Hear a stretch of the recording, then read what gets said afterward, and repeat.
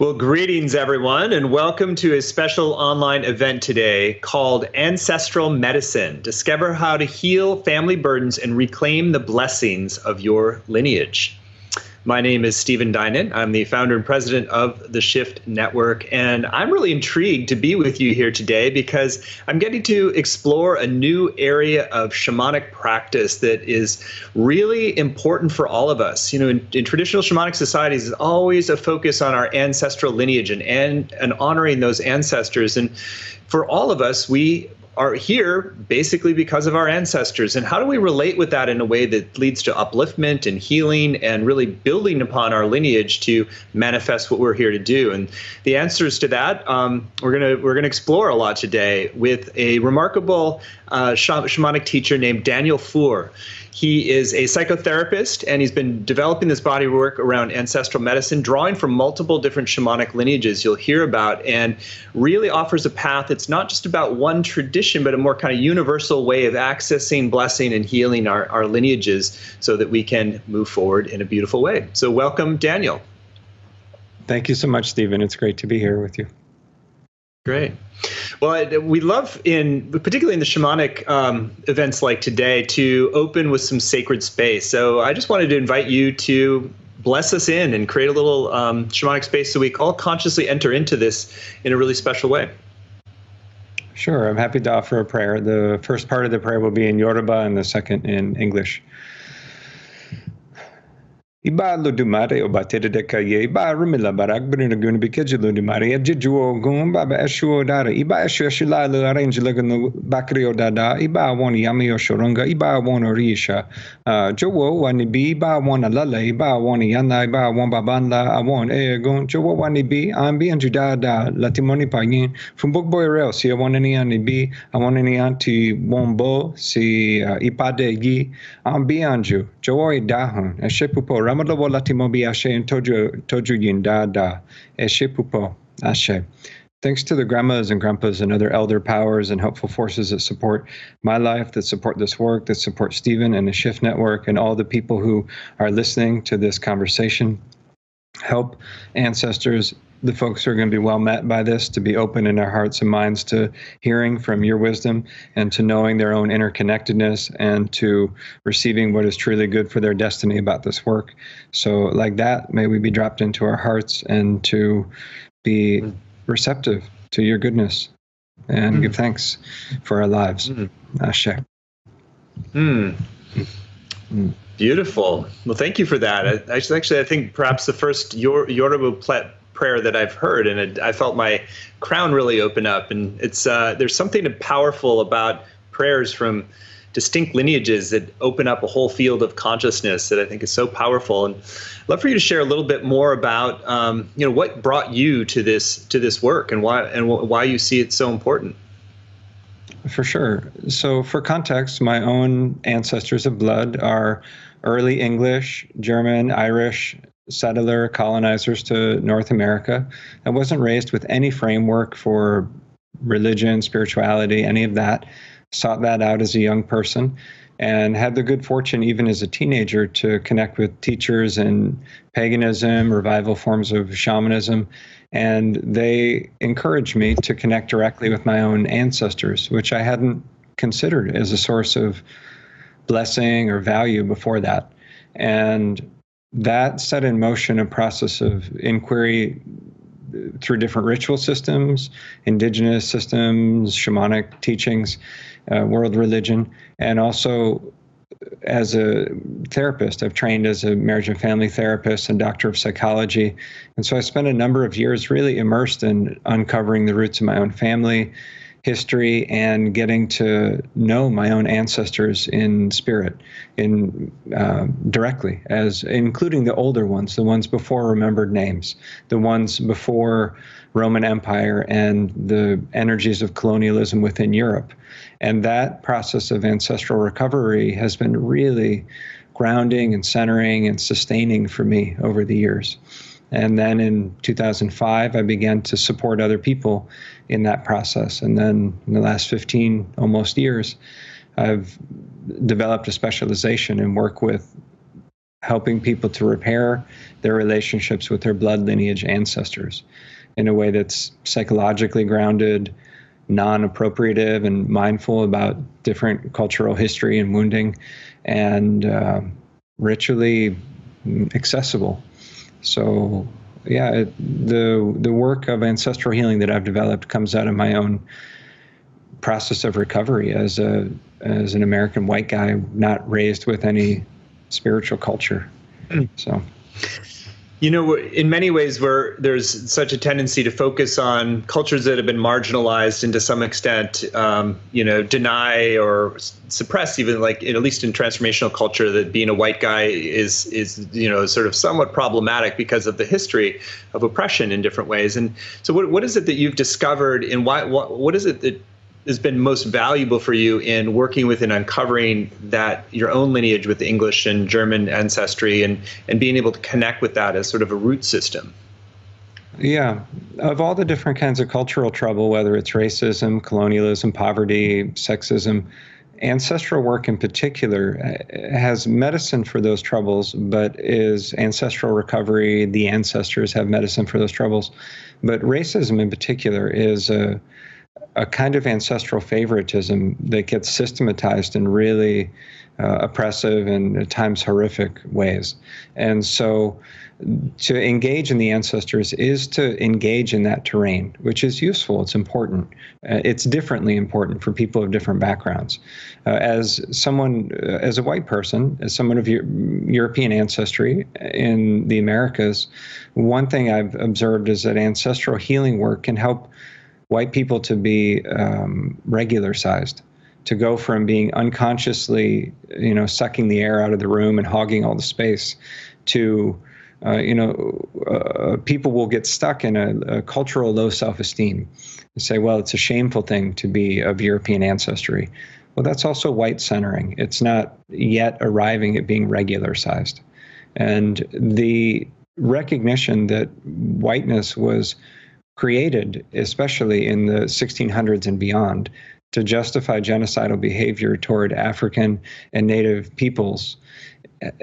It's good to know that trouble doesn't extend so far before that even if you're of European ancestry, you can connect with earlier earth-honoring ancestors and animist, you could say shamanic, you could say indigenous, place-rooted ancestors, partner with them in the present and ask them to bring healing to the lineages that are not yet well.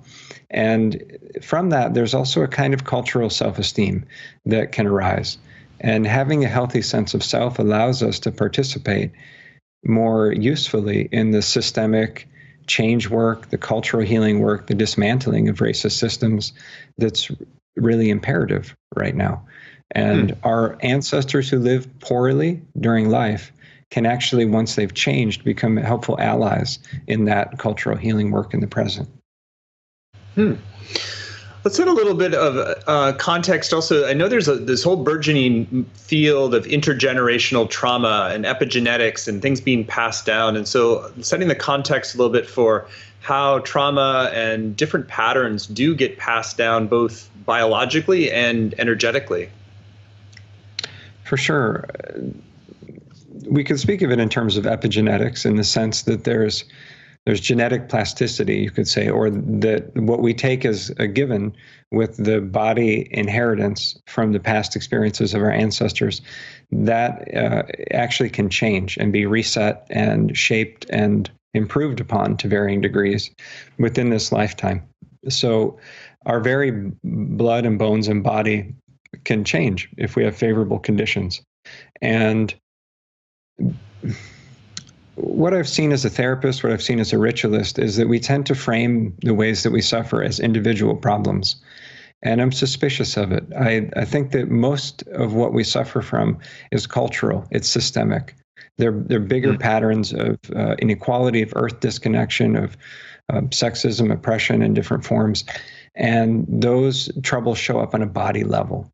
Like the ancestors, for better or for worse, communicate through our bodies. These bodies are the altars. They're the manifestation of the consciousness of the dead and of the ancestors.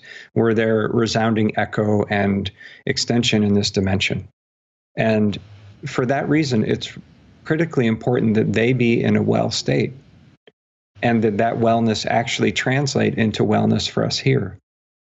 As a therapist, many of the things I've sat with people around, I see them as their intergenerational troubles, and they're the direct impact, moment to moment, of unhealed energies among the dead, whether it's direct ghost interference or indirect reverberation from unhealed pain and trauma.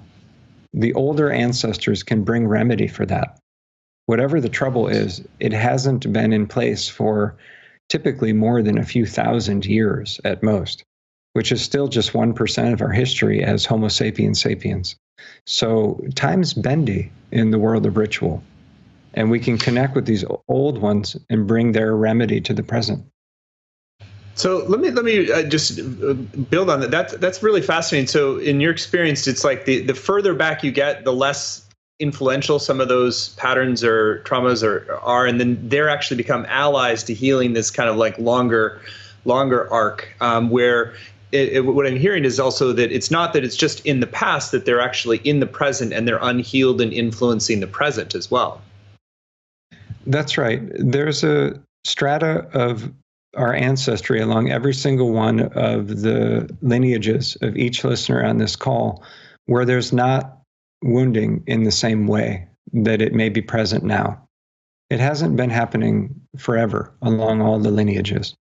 So in this approach, we connect with the older ancestors who during life engaged in practices of ancestor reverence and ritual, relating across this bridge between the living and the dead.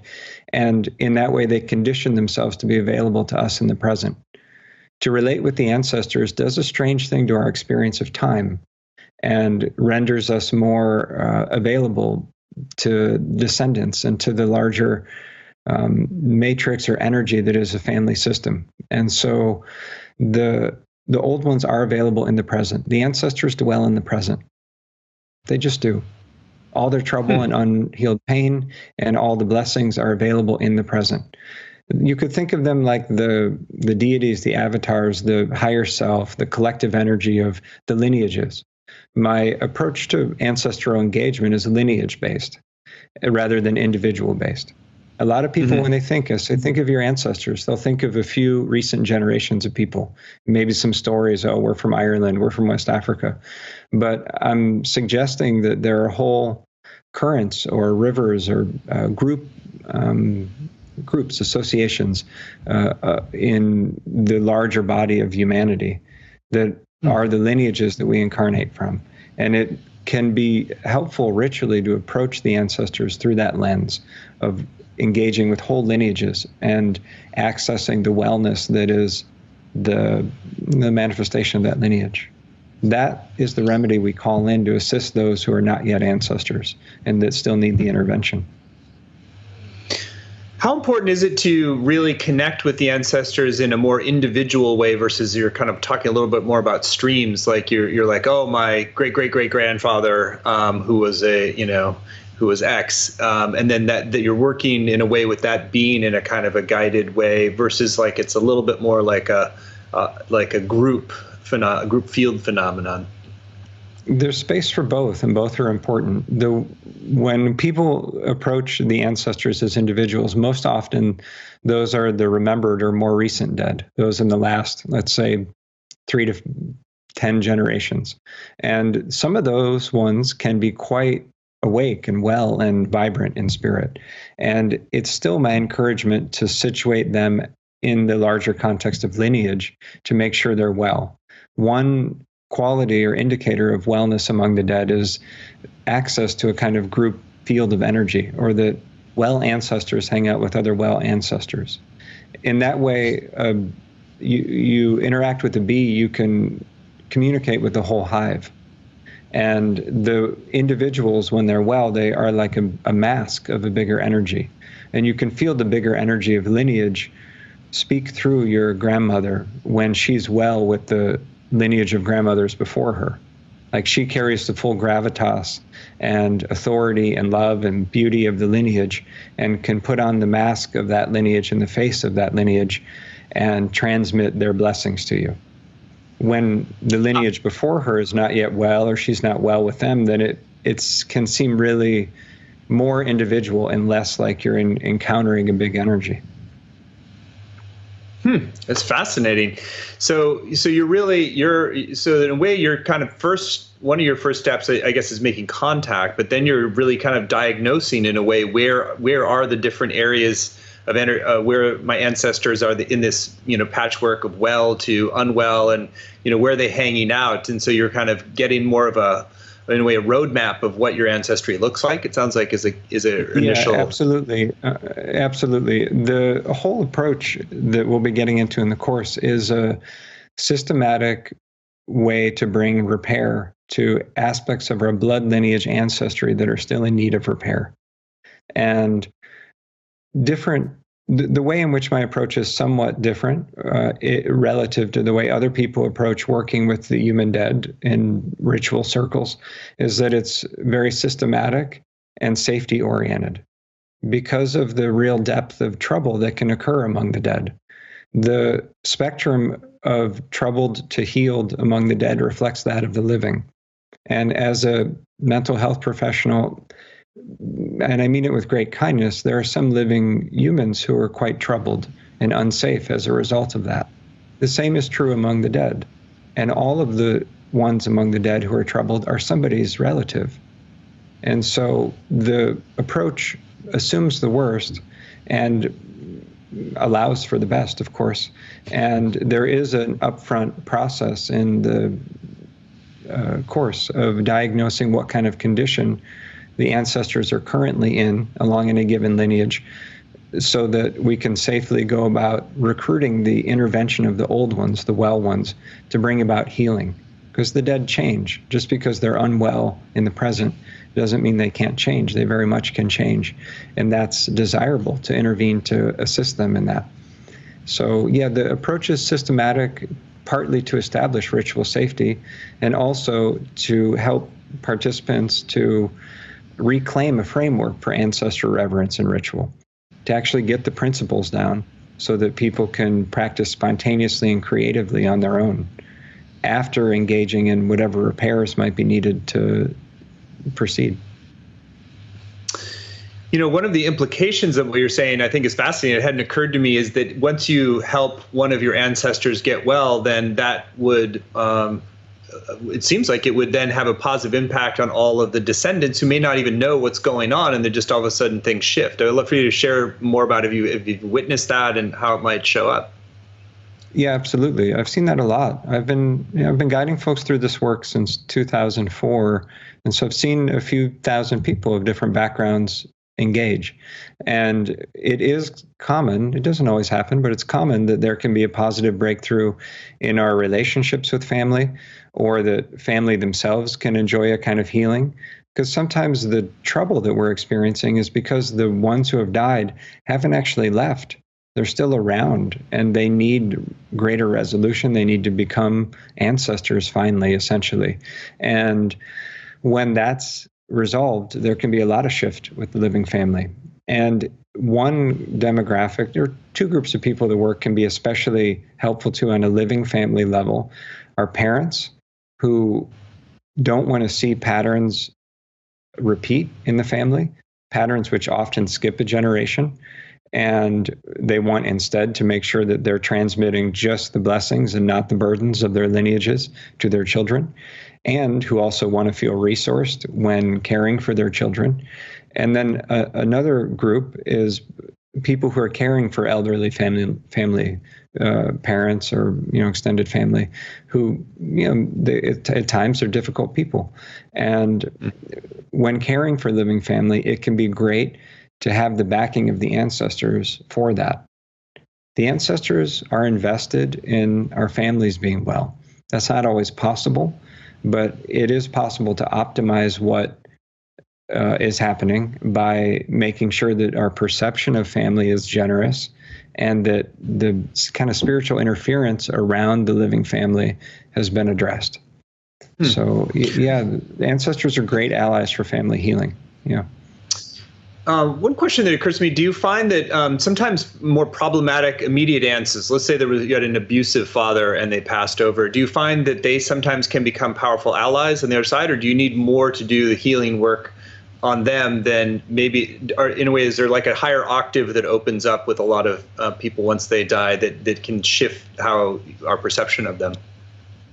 It can be, but it's not automatically the case.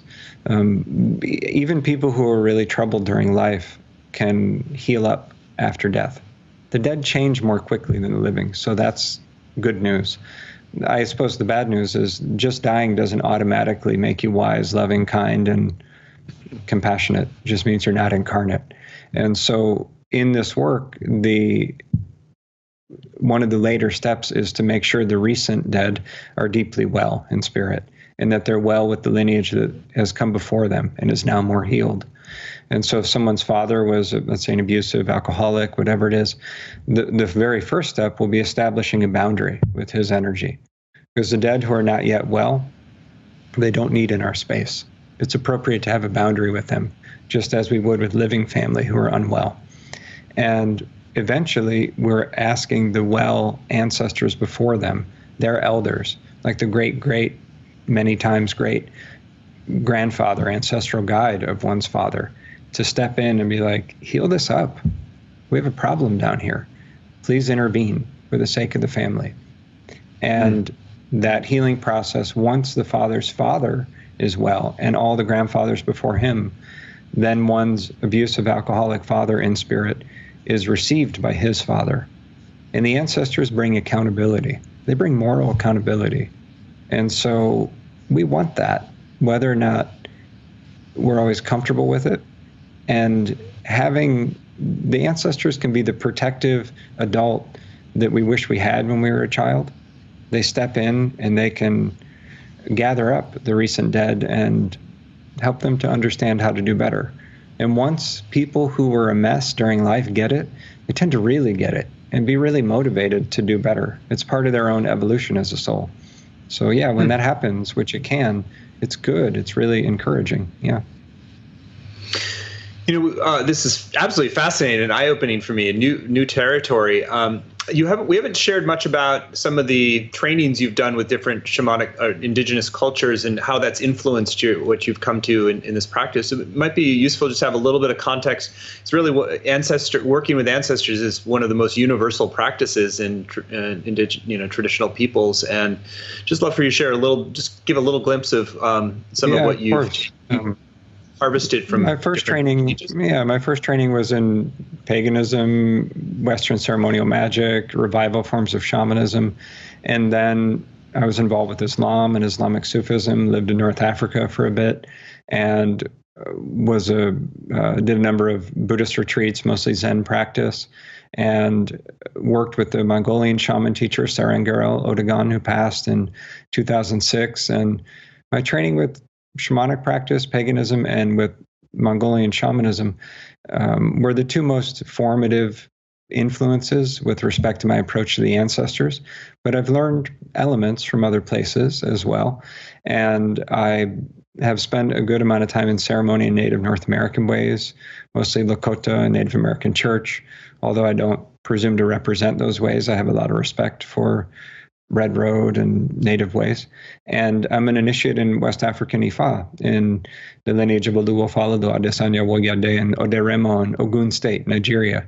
And in that lineage, I'm an initiate in Egungun Society, which is the Ancestral Medium Society.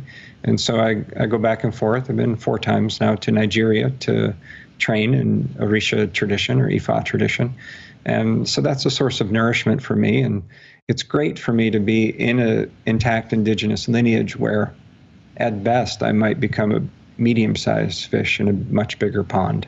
And to know that there are people who are absolutely going to be senior than me, that would destroy me in a wizard battle. Like they're, big ritual people, right? So that's good in leadership to have people that are tougher than you. And Good. You said Other than before, that, become regular sized. Keep you regular sized. yeah, exactly. That's so important in leadership to have people that'll help you with that. So I will say about the approach to ancestor reverence is that really contacting different traditions at some depth and studying others, perhaps more at a distance, has just reinforced that it is possible to teach the fundamentals and cross-cultural elements of basic ancestral engagement, and to do that with integrity in a way that gives respect to sources and influences, but does not go so far as to engage in cultural appropriation, and is respectful to sources. Because I think it's good for people of whatever background to come into relationship with their ancestors.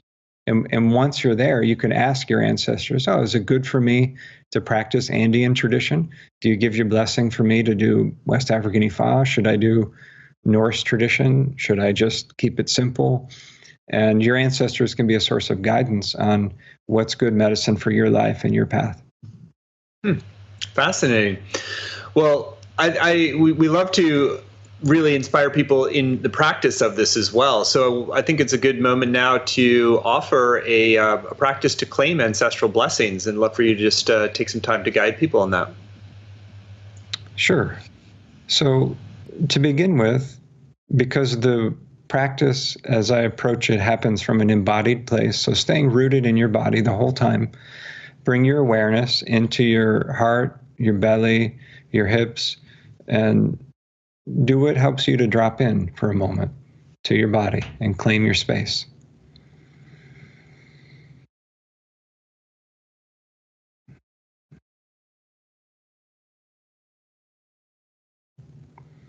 And while you're doing that, if there are guides and teachers in spirit you already know and trust, or perhaps it's just your connection to the sacred directly, call in that felt connection to safe, supportive, known, bigger than you energy.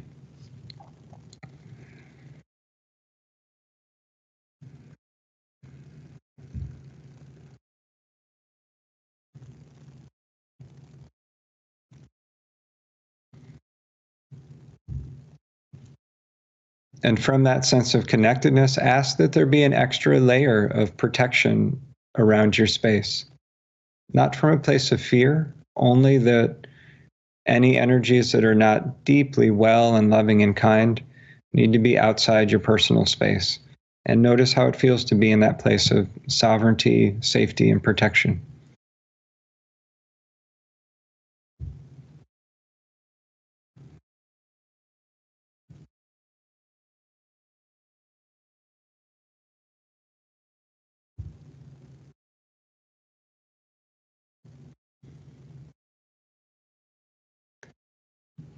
For the sake of brevity here, I'll invite you to notice if you're drawn to which of the two lineages I'll name you're drawn to. On the one hand, let's say your left side, your mother's lineage of grandmothers all the way back through time. On the other, your father's lineage of grandfathers on back through time on your right side. And without thinking it through much, instinctually choose one of those two areas of focus.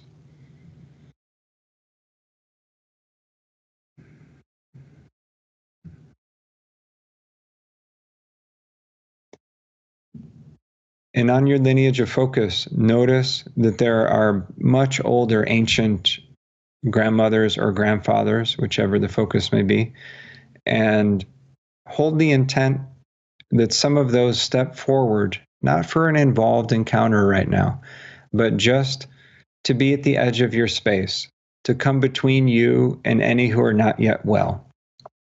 You're calling in the wise, loving old ones to just draw near to you a bit, and to have the ones who are not yet well be a bit farther from your immediate space.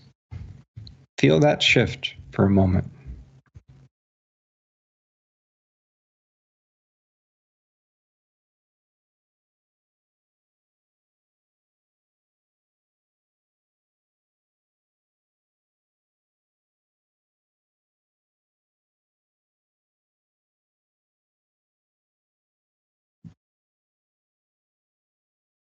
and giving yourself permission to imagine, to trust your instinct on what you might hear.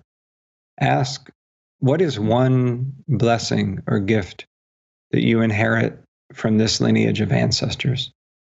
Whether or not your recent people express this gift in their lifetimes, what's something beautiful and sacred and beneficial that's part of your inheritance from this bloodline?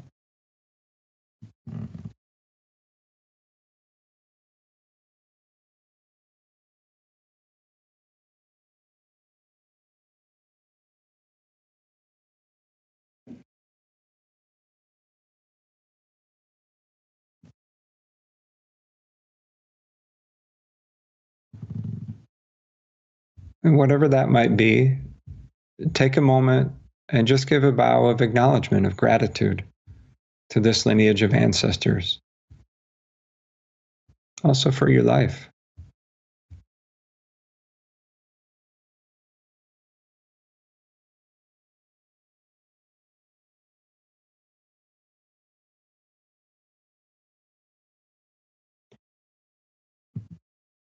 And finally, envision for a moment, even if it feels a bit more like imagination, try on the perspective that along all of your lineages, if you go back far enough, there are ancestors who are wise and kind and loving and available to you and responsive, and that you can call them around you.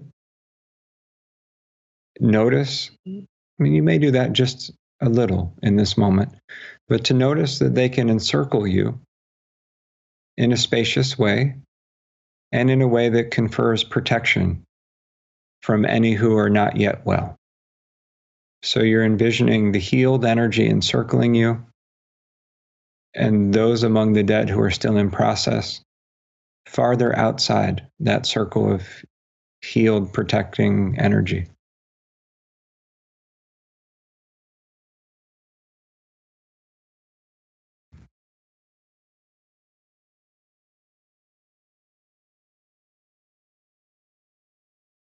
And as we transition out of practice mode, see if you can maintain that awareness of being resourced by your people and in a safe and protected space throughout the rest of our conversation or your day.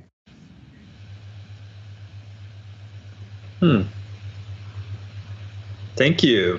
Thank you. Yeah, for me, I connected more on the father lineage, and which goes into Ireland. And there was both on the blessing side, like a deep sense of humor, and I could also, that kind of not taking yourself too seriously and being able to laugh at life. And then on the, I also see there was kind of a sort of a physical weakness that came in the form, like there's something about nutrition, nutrition being poor, and then like that, like there's like the male lineage, like there's sort of a little bit of a weakened physical side, and I was just kind of seeing like, seeing how that can open and heal. So that was really cool. And is there a logic to the left versus right as well? It felt very true, like they kind of go off in those directions. It's a common association. None of the associations are universal per se, but in many cultures I've encountered, there's a left side feminine, right side masculine association a bit. Yeah. And let me speak to it in this moment briefly. It's important to me that people who are trans, genderqueer, gender nonconforming, or don't find resonance with some of the binary language around mothers, fathers, grandmothers, grandfathers, that these folks would feel deeply welcome in the work and in the course, and know that the way the work is presented is mindful to the tremendous diversity of gender identity, gender expression, etc. throughout history. Beautiful. Yeah. Thank you for that. Well, thank you for that taste. I'd love for you to share a little bit more about how you go about undertaking some of the deeper healing of the unwell ancestors, and just give a little bit of context of how you would embark on that. The fundamental approach to helping those among the dead who are not yet well to become well, the ghosts or the not yet ancestors to actually become well-seated ancestors. The approach is to connect with the older ones, the ones before the trouble, and to ask them to intervene, to ask them to receive or ancestralize or to weave in those who came after them on the lineage. And in that way, this approach requires participants to trust that the older ones bring the healing, they do the heavy lifting. It's through their intervention and wisdom that the results are achieved. And it's not through personal effort. And that's been my experience in spirit work in many different cultures. It's through relationship and going to the appropriate elders in spirit or in living form that results are achieved. Sure, there's some effort required among the living to be open to the healing and to be open to the shift.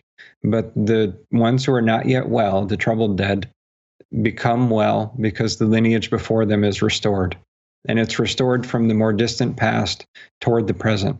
So one's deceased mother is only worked with when her mother is well.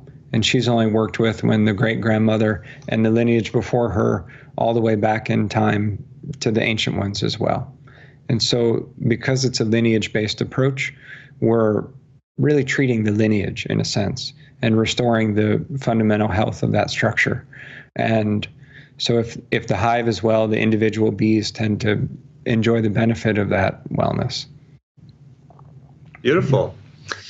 Well, it's a very different way. It's like versus our kind of personal agency, like we're going to cause it, like we're just inviting and opening to this sort of deeper, more ancient source to flow through. Beautiful. You mentioned earlier, you called yourself a ritualist, and obviously ritual is very central to much of shamanic practice, and it's connected to ancestor rituals as well. So I'd love for you to talk a little bit about the role of ritual and how it can assist and aid in this process. Yeah, it's funny. I am a ritualist, and I spend a lot of time in ritual practice, and I almost don't think about it that much, or I like to downplay the importance of the outer forms, although they do have their place, especially in community practice. For me, the key principle is around relationship.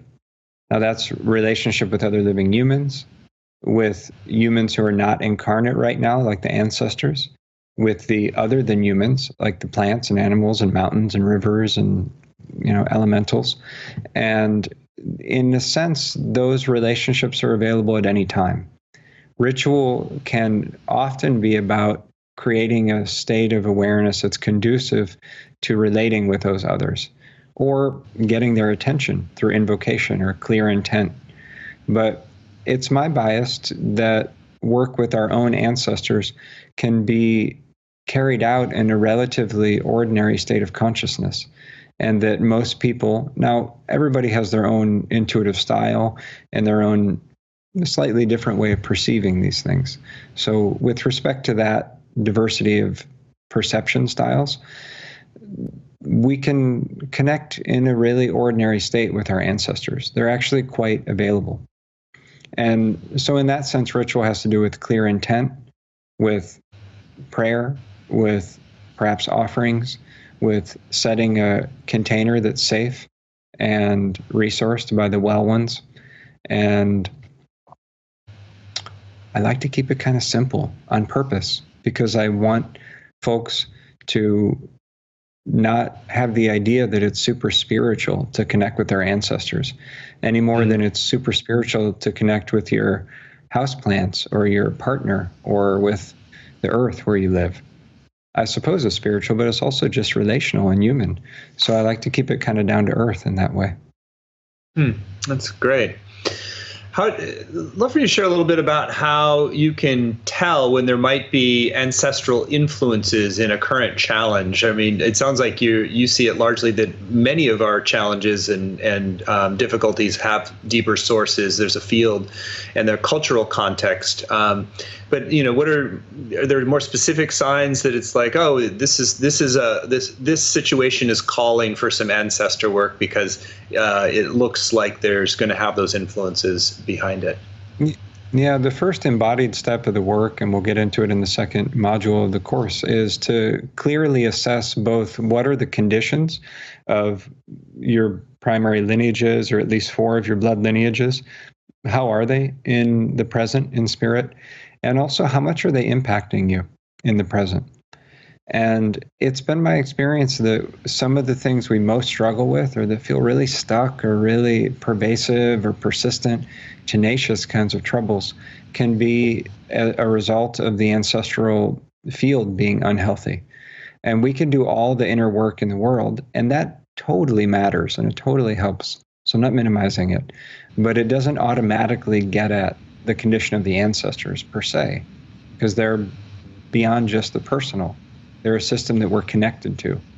So you could do yoga 10 hours a day and be whatever you do and be super enlightened.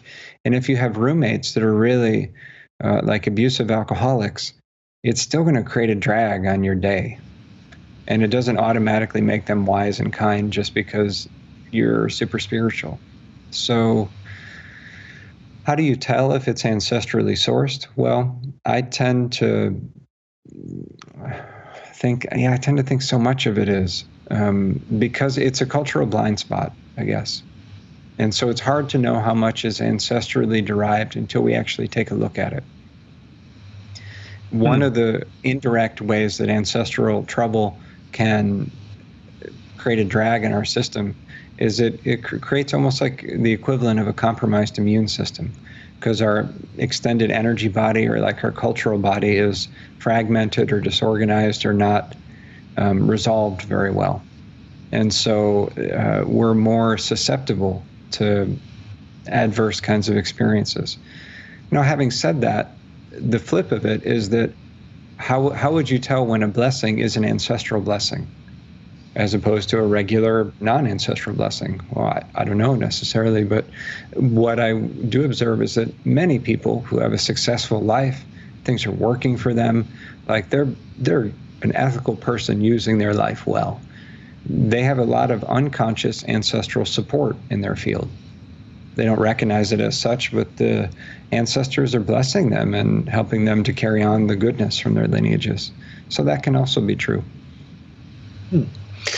How does all this how does this overlap with the work around guides? So a lot of, opening shamanic journey to meet your guides. There's a lot of focus on guides, which in traditional cultures often were your ancestors, but are they sort of like overlapping areas, or are your ancestors necessarily guides to you? What's the relationship? Well, I see it in that way. When I speak of the older, well and wise ancestors, I'll tend to describe them as ancestral guides. And so I think a lot of the human guides that other shamanic practitioner folks connect with are probably ancestors, at least many of them. And some of the other than humans, the animal, plant spirits, etc., are spirits of affinity. They're spirits that our ancestors have been in relationship with for a long time. And so it's like they knew our people. And so there's an inherited friendship or an ancestrally inherited familiarity and connection that doesn't get registered as such. But when people drop into the blood lineage work, are like, oh, well, my connection with the, this type of bird or with the bear or whatever it is an ancestral affinity I've inherited from this lineage. Interesting. So, but having said that, I don't see that the ancestors are, the entirety of, the spiritual landscape. They're experts at working out our humanity. They're human medicine. And so if you need human medicine because your human relationships are challenging, or you want to know what to do with your specifically human life, then the ancestors are great about being really in our humanity and really in the full, complex soulfulness of this moment on Earth, where so much of what we're faced with is an ecological catastrophe that is overwhelming to even sit with on a heart level. But there are no environmental problems. There's human behavior problems and human confusion. And so to get at the heart of the human confusion, we go to the ones who created it and to the ones who sustain it and the ones who have the remedy for it, who are the elder stewards of the wisdom of our species. That's the ancestors. And we seek to open up the pathways for their wisdom to move through us so we can specifically take care of our very specific destiny in the world. Because that's how we're going to be most useful to the earth, is being ourselves. The ancestors push us to be ourselves. We have a moral accountability, you could say, to the earth, to do us, to be our specific selves. And if we're not sure what that looks like, the ancestors will be happy to remind us of it. Well, what a deep and beautiful perspective you've just offered. And I think it really also sets the context for why this work is so important, both for our personal healing, our familial and community healing, ultimately our healing with the planet. Since if we have these subtle distortions and influences that are nudging us off of our authentic expression, that we are, we're always going to be a little bit off. And so I liked your example also of, like, even if you're a very enlightened yogi and you have roommates who are alcoholics, then there's going to be throwing you off in some ways or putting some drag on the system. So I think it really does make it clear why this work is so complementary to all the other kinds of spiritual work that people might have been exposed to. So I think this is a good opportunity now to talk more explicitly about your upcoming program. We are, first of all, delighted that you've chosen to partner with us on this. Is a really important piece of work that is not well known in the broader spiritual circles that we run in, and you're really offering a very deep dive into it. So the program that Daniel's going to offer, starting in a few weeks, it's called Ancestral Medicine, a journey of sacred rituals and practice to heal yourself and your lineages. As he's demonstrated today, it's very, straight to the core of this. This is a very practice-centered course. This isn't about the theory of it. We've shared some of the theory, but it's really about taking you on a journey of healing and being able to connect with your ancestral lineages in a way that brings the ancient wisdom and wellness through all the way to the present day and helps to bring your ancestors into their wellness as well, as Daniel has spoken so eloquently. So the program, you can find it described in detail at ancestralmedicinecourse.com. Again, that's ancestralmedicinecourse.com. It's going to be a 12-week journey. We often start with 7 weeks, but the level of work that this material is going to go to really requires a deeper container. And so we wanted to give you the chance to really get the full value by giving you a full 12 weeks right away. And there is no prerequisite for this. Probably a lot of people who will be joining have some background in shamanism, but you don't have to have that background because this is a more universal practice and something that can really benefit you no matter what your primary pathway of transformation is all about. So Daniel, I'd love for you to share in your own words what it is that you're going to be offering to people in this 12-week journey, and what can they expect to come through with on the other side. Yeah, great. I'll talk through succinctly the 12 modules of the course and share that, for one, they follow chapters 5 through 9 of the book, Ancestral Medicine, that I've written. And they also follow the 3-day intensive that I've guided maybe 130 times since 2005. And I share that just to say that the method is really field tested. There's at least a few thousand people who have worked through this, including, myself, of course. And so that the course really will be practice oriented. It's in the doing. And the course will also, each of the 2-hour lessons or modules in the last half hour will be resourced by we'll have about 20 people that I've trained in this work, the ancestral healing practitioners, and it's going to allow for more one-on-one breakout groups to get support from those people who are of diverse ancestries and backgrounds. So I'm excited to have those practitioners helping out with the course. So having said that, the first of the 12 modules is perhaps the most theoretical, but it's looking at what are the foundations of ancestor reverence and ritual around the world. What are the cross-cultural themes that are important to take to heart? For example, not all the dead are equally well. The dead change. There's a great deal of influence between us and them. And so really discussing the underlying assumptions of the work before we dive into the ritual around it.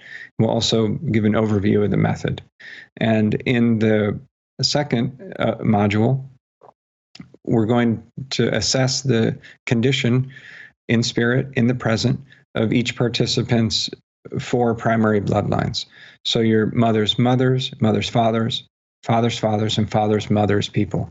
So think of your 4 grandparents and the lineage, respectively, of women before the grandmothers and men before the grandfathers, and respect to many other lineages, but we're going to look at just those 4 and discern which of those 4 is best to work with in the space of the course. And when needed, reestablish boundaries with the ones who are not yet well. And be curious how much these lineages are impacting the present. So that's the diagnostic step. In the third module, participants will be invited to connect directly with a much older ancestral guide on the lineage that they've chosen in module 2 to focus on, and expand into that connection, practice attunement and alignment with the ancestral guide, and start to understand some of the gifts and blessings of that lineage and the old ones on the lineage. The fourth module will be partnering with that ancestral guide to establish a container of prayer and healing and blessing around all the ones that came after that guide, up until the most recently deceased ancestor on that lineage. So this is the equivalent of the yellow construction tape, or the boundary of prayer and healing around the ones who are not yet well. It establishes ritual safety and sets the healing work in motion. The next step, module 5, is to understand some of the blessings and burdens along that line. What happened? How did things go from ancient, witchy, magical grandmas to your experience of your mother? Like what got off track? And what are the blessings that are along the line, and what are the troubles? And so that's really understanding the story and how the stories repeat, and how to interrupt those stories and transform them into stories of resilience and healing. The sixth module is getting to actually heal up some of the older ancestors and introducing how the dead who are not yet well become well, and then asking the older guides to begin to do exactly that, to receive up the ones who came after them on the lineage, working from the past toward the present to rebuild the lines and to bring that healing forward bit by bit along the lineages. The next lesson is inviting grief and forgiveness and strong emotion, and making sure that on a heart level, we're staying current with what's happening, that we're allowing for these changes to start to occur in our own heart space and our own perception of ourselves, of our culture of origin, of our ancestry, and learning some skills to work with grief and forgiveness in a ritual mode.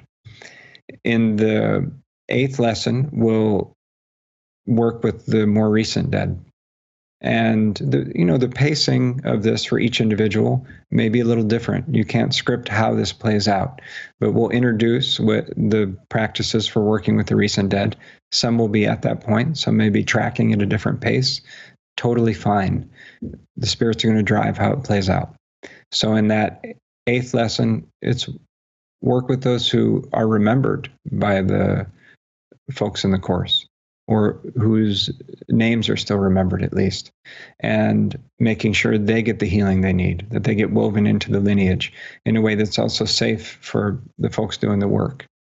In module 9, we'll look at some of the most troubled kinds of things that can occur along the lineage.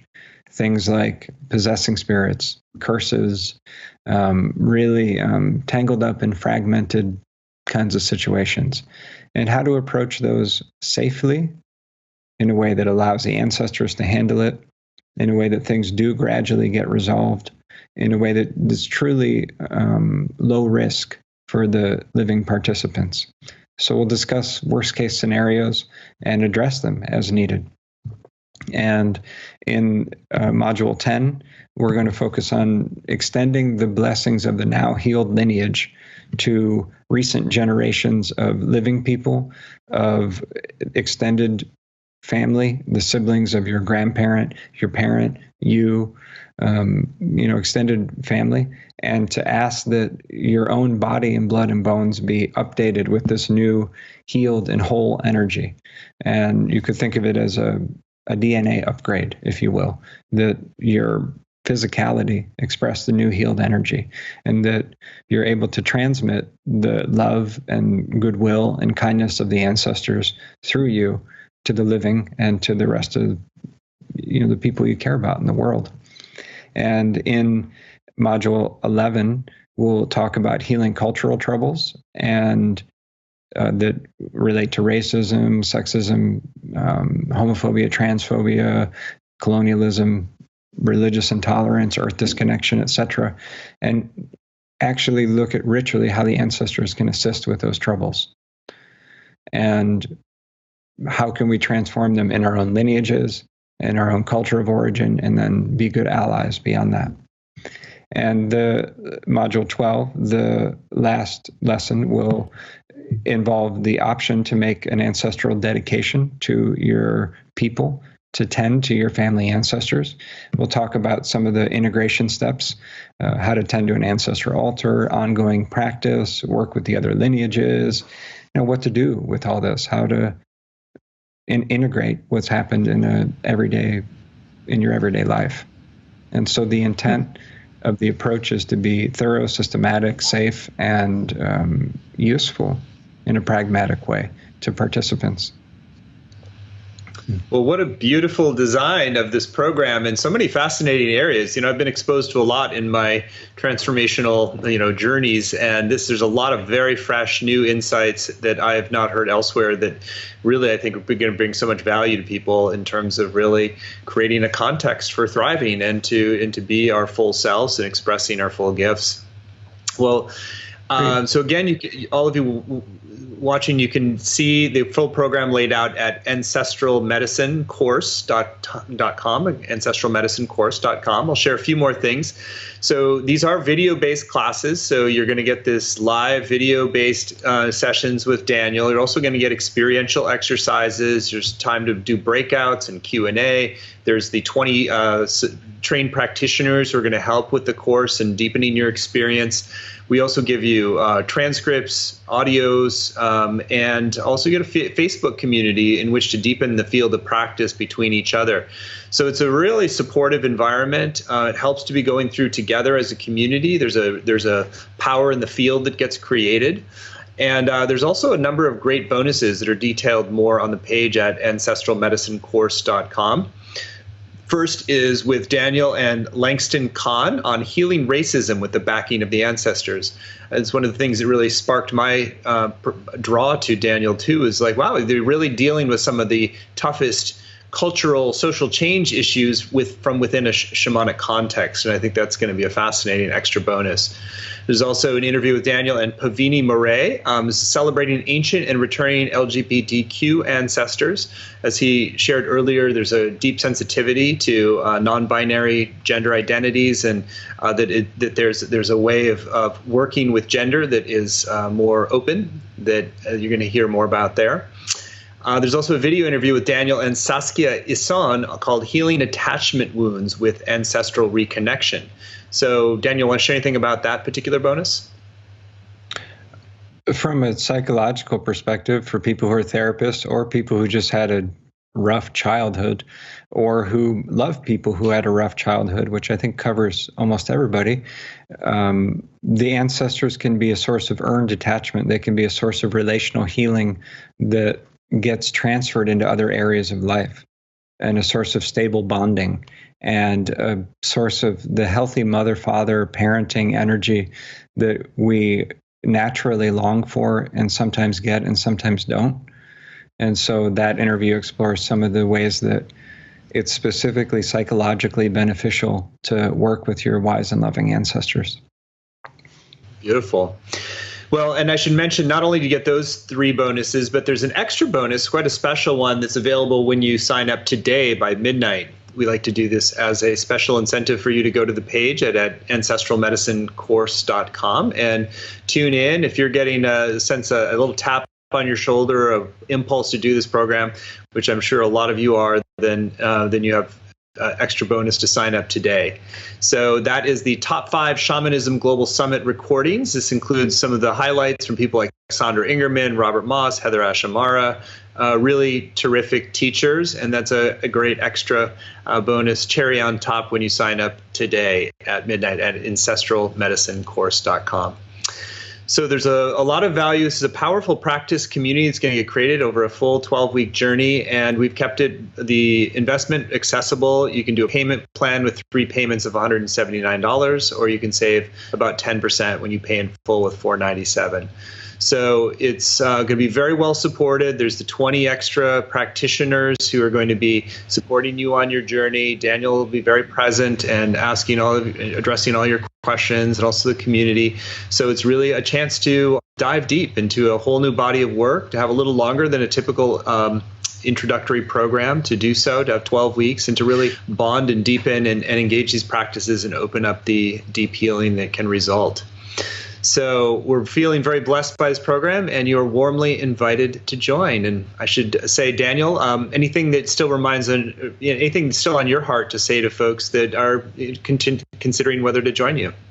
I would say that I give my word to my ancestors and to the earth to show up for people who decide to take the course. I take the spiritual responsibility really seriously.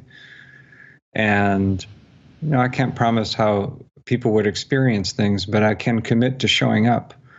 And I know the other practitioners resourcing the course feel the same.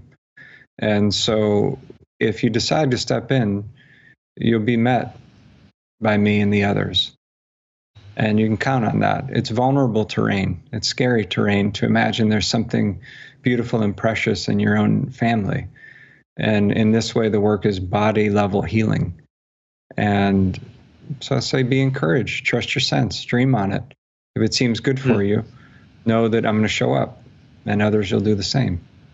So thanks. Beautiful. I love the just humility in the promise there of that as well, which really speaks to the regular sizing of ourselves, which I appreciated you sharing earlier. So the program begins October 18th, going to be on Thursdays at 5 Pacific. Even if you can't make the live time, you can get the full value by participating with the recordings and in the community.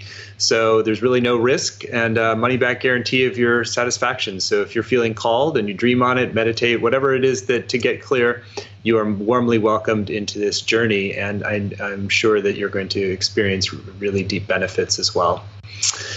So again, the program is at ancestralmedicinecourse.com, and you sign up by midnight, the extra bonuses from the Shamanism Summit. So that said, this has been a fascinating hour, Daniel. I'm into new material, and the depth and the integrity with which you hold this is really quite remarkable. So I feel like I learned a lot. I'm sure others learned a lot today too, and really have a whole different opening to what the power and the potential held in our ancestral lineage. So thank you, and thank you all for joining, and look forward to having many of you in the upcoming program. Thanks so much, Stephen.